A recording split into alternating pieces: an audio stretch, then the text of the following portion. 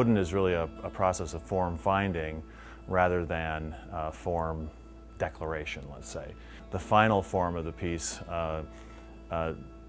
changes again when you start thinking about gravity, stress, and strain in ways that are what I like to describe as semi-predictable.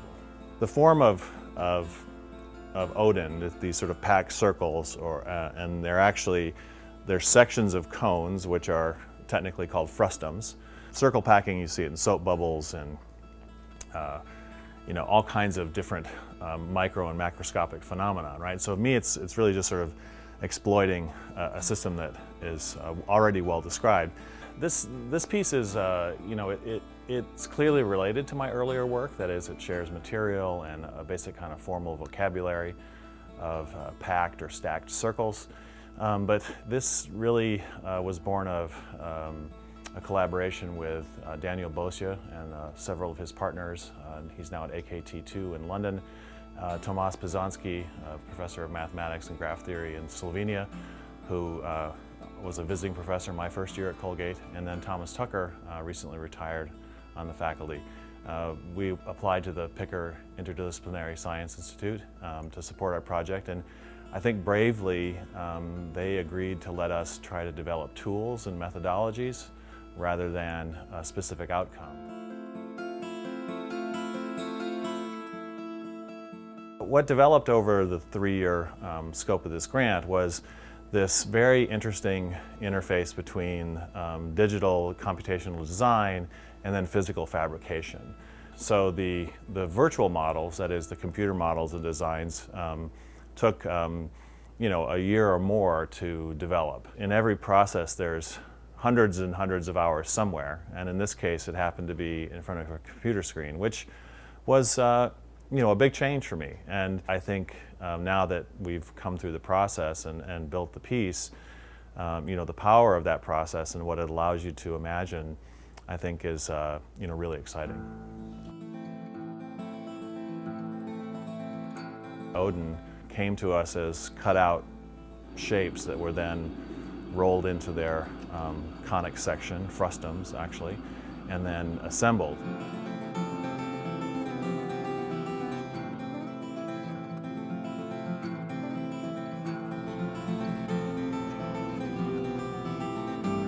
In some ways, this is a very long, elaborate sort of experiment, right? To see, to test a set of ideas, to see if you can imagine something, and we can, in artistic terms, we call that sort of intention, and then what is sort of the outcome.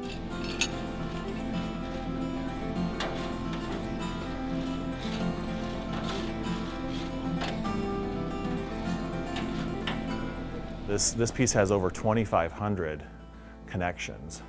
They all fit together. I mean, except for less than a dozen which were slightly out of place, or we had to do some kind of compensation.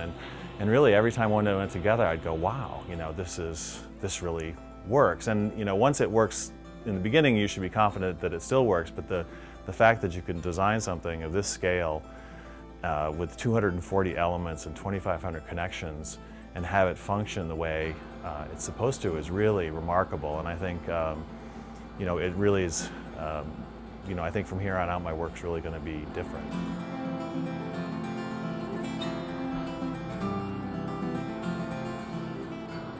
Odin is a collaboration amongst dozens and dozens of people, actually.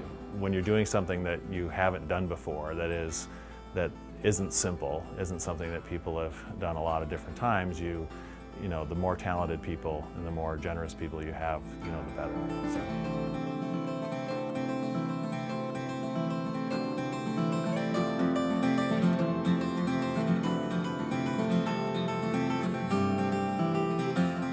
My work is always very intimately connected with sight, and the works up to now, or I guess of the last decade, are physically integrated with the site. That is, they press against buildings or trees or architecture, landscape. And in this case, this is a system which is designed to be sort of self-supporting, but I did want it to have a real relationship to the scale of its site, and also and so the dimensions of this piece, the size, are really it was made for this courtyard, right?